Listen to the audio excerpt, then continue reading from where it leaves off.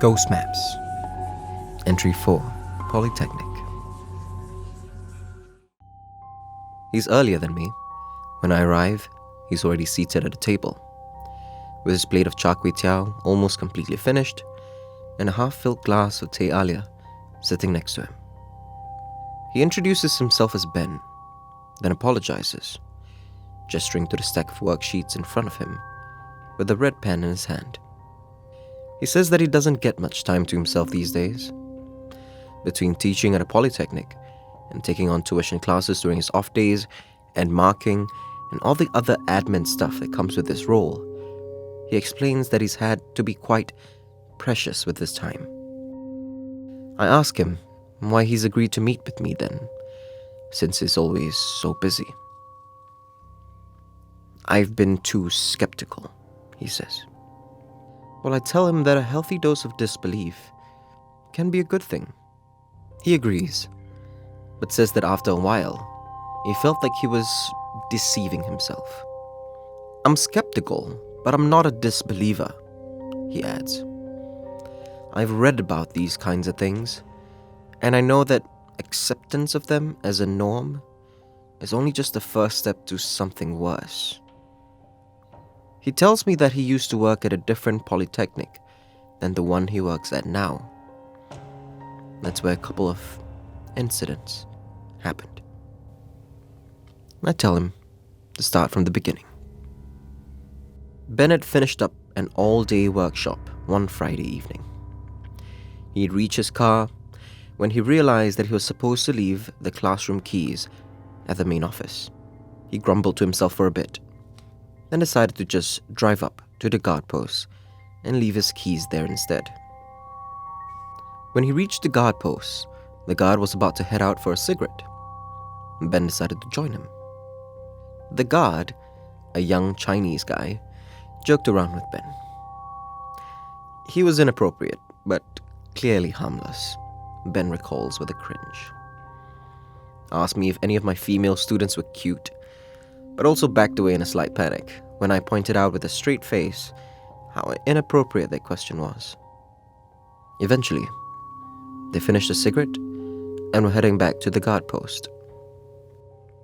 Ben passed the guard the keys to the classroom, and when the guard saw what block the keys were from, he gave Ben a huge grin and asked if he wanted to see something scary. Ben said sure, and figured it'd be just some creepy corner near the guard post. Instead, the guard invited Ben into the guard post itself.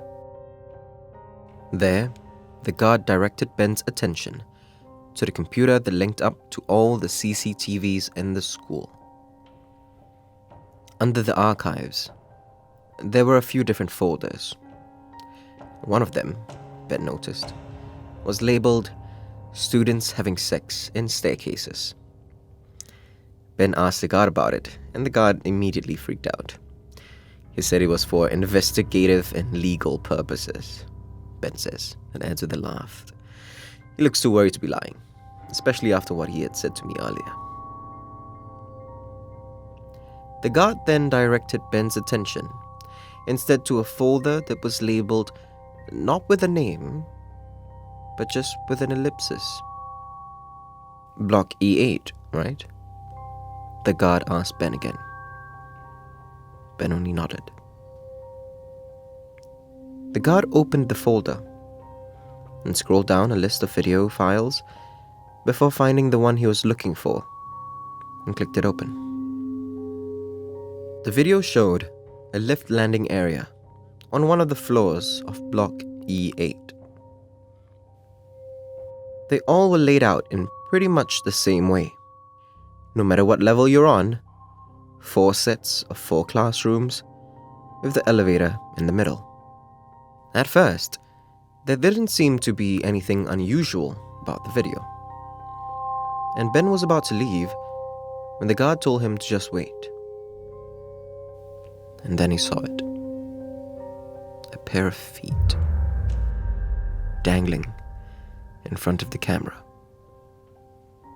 The feet were pale, seemingly bloodless.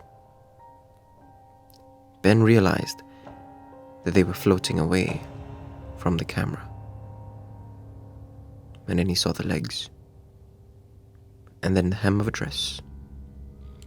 Not a school uniform, just an ordinary, old-fashioned dress, maybe from the 80s or the 90s. Ben couldn't see her face. It was obscured by her hair. Her neck seemed twisted at a weird angle, but he couldn't be too sure. From what little he could tell, she seemed young, maybe in her late teens or early 20s. The girl continued floating backwards till she's almost to the opposite wall. That's when the guard switched to another video file. He told Ben that this was in a neighboring area within the same block. And out from one of the walls came the girl again, still floating. And she just kept floating till she seemed close to hitting the second camera. And then she was gone, disappeared. The guard closed the video file, stared at Ben with a big grin on his face. Ben was impressed, but not in the way the guard thought. "See, we have an animation department in our school," Ben says, smiling at me. I asked him if it looked like doctored footage. He says he couldn't tell. He'd seen some of those kids do amazing things with animation, so he wouldn't rule it out. I asked him about the other incidents. Nothing so dramatic, honestly. He says a cleaning auntie telling me about doors slamming, locking by themselves in the toilet. Another kid claiming to have seen a body hanging in a lecture hall. Lots of second-hand accounts. I asked him whether he's experienced any personally.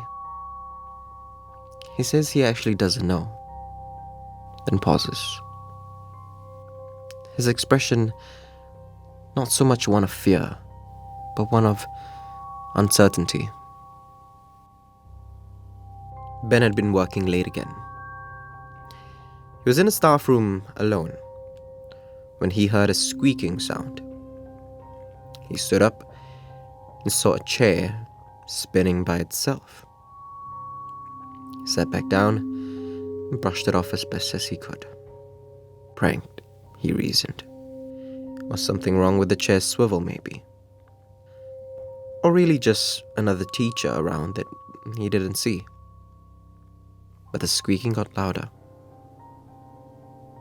He stood up again and saw that the chair was spinning faster and faster until finally it slammed into one of the partitions. Ben packed his stuff and left. While waiting for the lift, though, he remembered what the guard had shown him. He looked back at the closed staff lounge door, then looked up above him, just in time to see a foot disappear into one of the walls.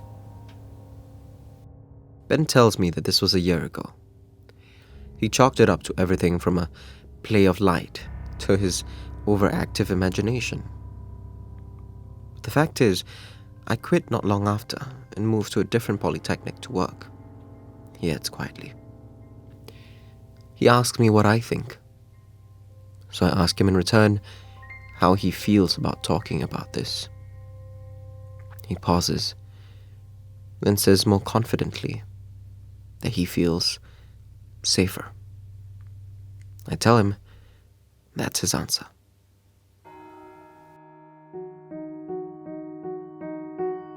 If you want to discover more of Southeast Asia's other side, subscribe now.